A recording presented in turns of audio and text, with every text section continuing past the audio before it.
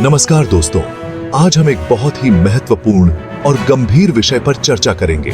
आज हम एक ऐसी बीमारी के बारे में जानेंगे जो कुछ समय पहले पूरी दुनिया के लिए चिंता का विषय बन गई थी। सार्स यानी सीवियर एक्यूट रेस्पिरेटरी सिंड्रोम एक ऐसी बीमारी है जिसने 2002 में पहली बार दुनिया को हिलाकर रख दिया था। सार्स का पूरा नाम है सीवियर एक्यूट रेस्पिरेटरी सिंड्रोम। यह एक गंभीर बीमारी है जो हमारे श्वसन तंत्र को प्रभावित करती है। यह बीमारी एक खास तरह के वायरस से फैलती है जिसे कोरोना वायरस कहते हैं। कोरोना वायरस का यह प्रकार बहुत ही खतरनाक है और तेजी से फैलता है।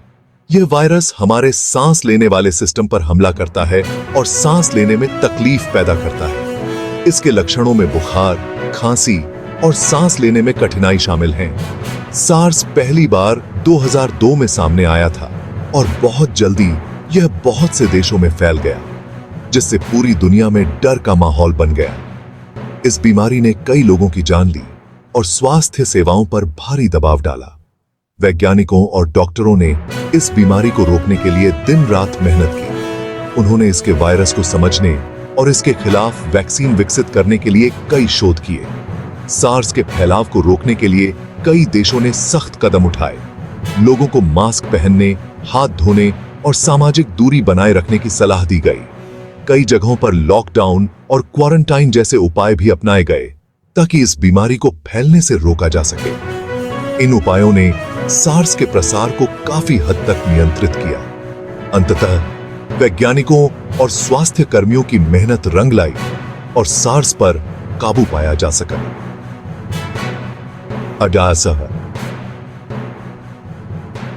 इस बीमारी से हमें यह सीख मिली कि वैश्विक स्वास्थ्य संकटों से निपटने के लिए हमें हमेशा तैयार रहना चाहिए।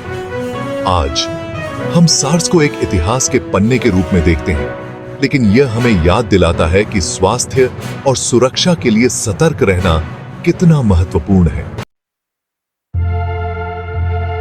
सार्स के लक्षण आम सर्दी जुकाम जैसे ही होते हैं, इसलिए इसका पता लगाना थोड़ा मुश्किल हो सकता है। इसके सबसे आम लक्षण हैं तेज बुखार, खांसी, सांस लेने में तकलीफ, सर दर्द, बदन दर्द और थकान। कुछ लोगों को दस्त और उल्टी भी हो सकती है।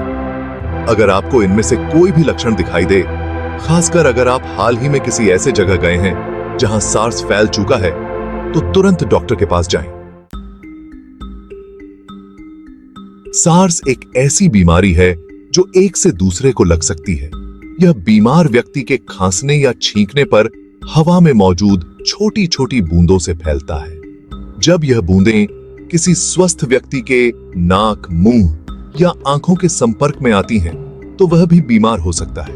इसके अलावा अगर आप किसी ऐसी जगह को छूते हैं जहां यह वायरस है और फिर अपने चेहरे को छू लेते हैं, तो भी आप बीमार हो सकते हैं। इसलिए हाथों को साफ रखना बहुत जरूरी है। सार्स से बचने के लिए कुछ आसान से तरीके अपनाकर हम खुद को और अपने परिवार को सुरक्षित रख सकते हैं।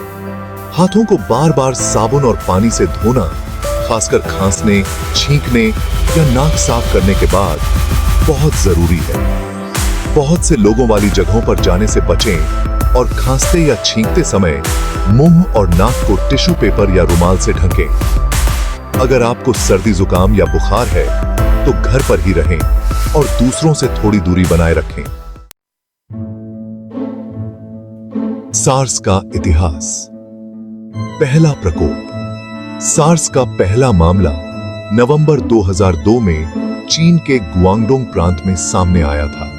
बहुत जल्दी यह बीमारी चीन के कई हिस्सों में फैल गई और फिर हवाई जहाज से पूरी दुनिया में भी पहुंच गई। विश्व स्वास्थ्य संगठन WHO ने मार्च 2003 में सार्स को एक बहुत बड़ी स्वास्थ्य समस्या घोषित कर दिया था। इस दौरान पूरी दुनिया में 8000 से ज्यादा लोग बीमार हुए थे और लगभग 800 लोगों की मौत हो गई थी। वैश्विक चिंता। सार्स का विश्व पर प्रभाव। सार्स के प्रकोप का दुनिया पर बहुत गहरा प्रभाव पड़ा। यात्रा और पर्यटन के बिजनेस को बहुत नुकसान हुआ क्योंकि लोग सार्स प्रभावित इलाकों में जाना बंद कर दिया था। स्कूल, कॉलेज और दफ्तर बंद कर दिए गए और लोगों को घरों में रहने की सलाह दी गई। इस बीमारी ने दिखा दिया कि हमारे स्वास्थ्य सेवा सिस्टम में क्या कमजोरियां हैं और भविष्य में ऐसी बीमारियों से लड़ने के लिए कैसे तैयारी करनी चाहिए। सबक और तैयारी, भविष्य के लिए सीख। जब हम भविष्य की ओर देखते हैं तो हमें यह समझना होगा कि अतीत के अनुभव हमें कैसे तैयार कर सकते हैं। सार्स के प्रकोप ने हमें बहुत कुछ सिखाया।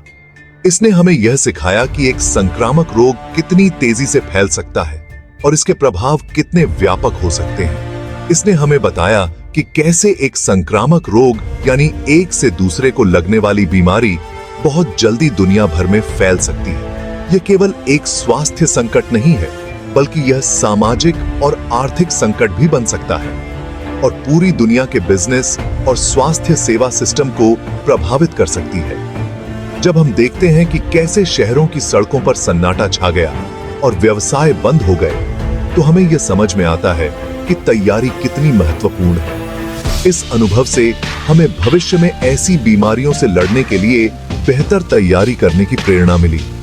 हमने सीखा कि कैसे आपातकालीन स्थितियों के लिए तैयार रहना चाहिए और कैसे त्वरित प्रतिक्रिया देनी चाहिए।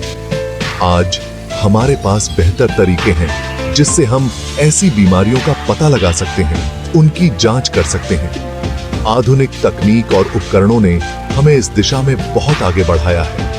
उनकी जांच कर सकते हैं।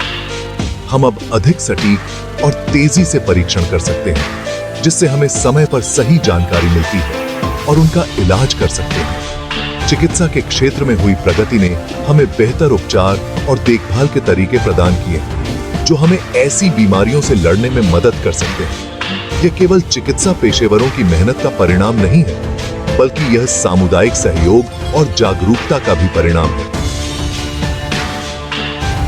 जब हम एक साथ मिलकर काम करते हैं, तो हम किसी भी चुनौती का सामना कर सकते हैं और एक सुरक्षित और स्वस्थ भविष्य की ओर बढ़ सकते हैं।